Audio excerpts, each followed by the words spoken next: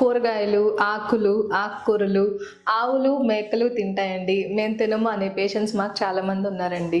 Sugar patients తీసుకునే ఆహారంలో కూరగాయల యొక్క ఇంపార్టెన్స్, ఎటువంటి కూరగాయలు తీసుకుంటే మంచిది, ఎటువంటి కూరగాయలు తీసుకోకూడదు అనేవి మనం ఈ వీడియోలో డిస్కస్ చేద్దాం.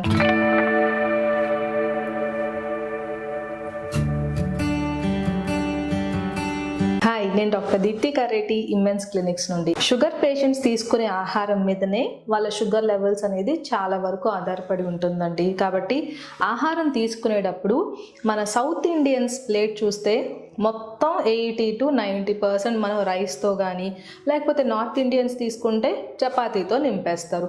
మిగిలిన 20% మాత్రమే వెజిటబుల్ కానీ, ప్రోటీన్ కానీ తీసుకుంటారు.